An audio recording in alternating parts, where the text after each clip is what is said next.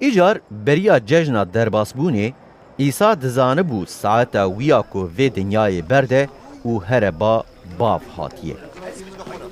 Wî ji hemûyên xwe yên li dinyayê hez kiribû û heta dawiyê ji wan hez kir.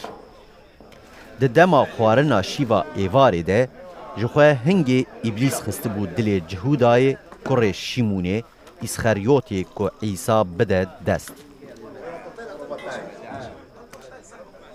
İsa dizanibe ku bav hemû tişt daye destên wî û ew ji ba Xwedê hatiye û ew ê dîsa vegere ba Xwedê.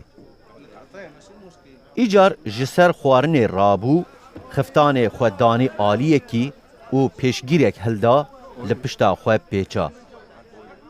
Di pey de av kir leganekê û dest bi şûştina lingên şagirtên xwe kir û ew bi pêşgîra li pişta xwe pêçayî ziwa kirin.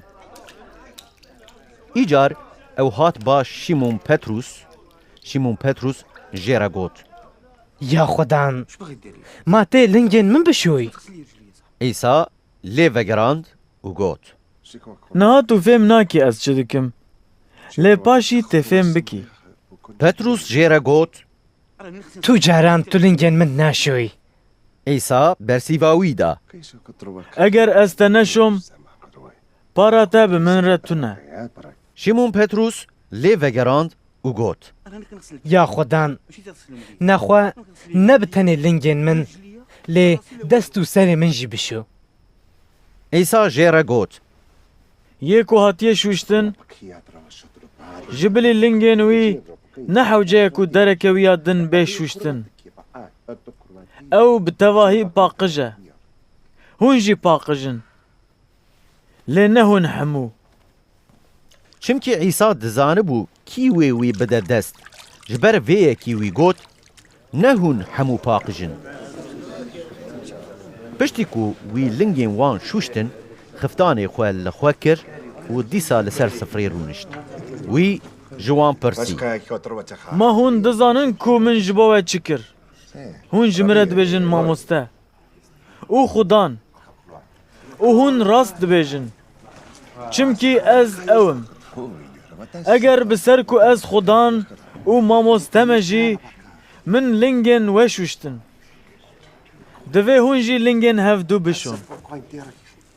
Min mînakek da we, da ku çawa min ji we re kir, hûn jî wisa bikin.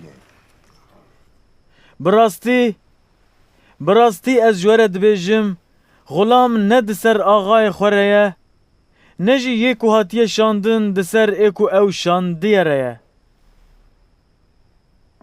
Madem ku hûn van tiştan dizanin, xwezî bû we, eger hûn wan bikin.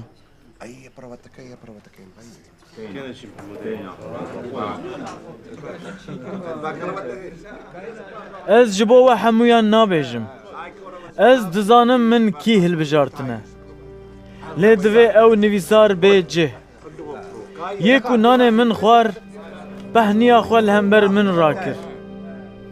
Ez van niha beriya ku bibin ji we re dibêjim.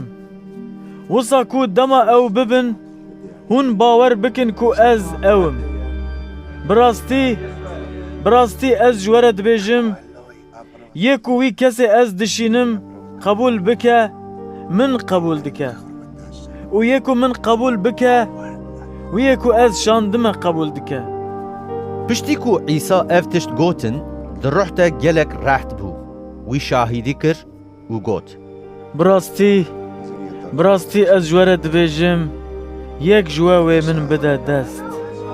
Şagirtan li hevdû nêrî û heyrî, ka ew li ser kê dibêje.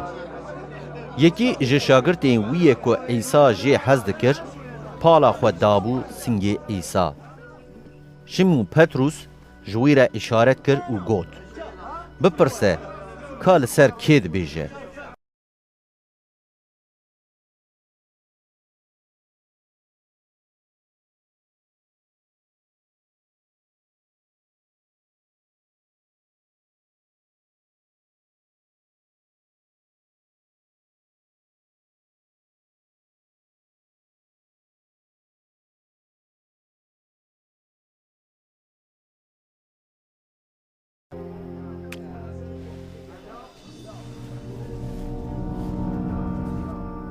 Piştî ku cihuda pariyê nên stand, îblîs ket dilê wî. İsa ji wî re got: Tiştê ku te bikî, niha zû bike. Lê tu kesî ji yên ku li ser sifrê rûdiniştin fêm nekir ku wî çima wiha got. Ji ber ku xelîtka peran bi cihuda re bû, hinan ji wan guman dikir ku İsa dibêje tiştên ku ji bo cejnê ji me re lazim in bikire, an tiştekî bide belengazan. Gava ku cihuda pariyên nên stand di cih de derket derve û şev bû. Piştî ku ew derket derve, İsa got: Niha kurê mirov hat birûmetkirin û Xwedê jî bi wî hat birûmetkirin. Eger Xwedê bi wî hat birûmetkirin, Xwedê jî wê wî bi xwe birûmet bike. Hem jî wê wî di cih de birûmet bike. Zarono, ez hê demeke Kurd bi were me. Hûn ê li min bigerin. Lê wekû min ji cihuyan re got, niha ez ji we re jî dibêjim. Hûn nikarin bên cihê ku ez diçimê. Ez emrekî nû didim we. Ji hevdû hez bikin.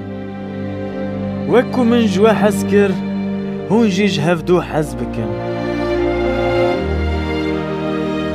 Bi vê yekê hemû ê bizanin ku hûn şagirtên min in, eger hûn ji hevdû hez bikin. Şimon Petrus jê pirsî. Ya xudan, tu bi ku derê ve diçî? İsa bersîva wî da: Cihê ku ez diçimê, niha tu nikarî li pey min bêyî. Lê paşê tê li pey min bêyî. Petrus jê re got: Ya xudan, çima ez niha nikarim li pey te bêm? Ez ê ji bo te canê xwe bidim. İsa bersîva wî da: Ma tê ji bo min canê xwe bidî.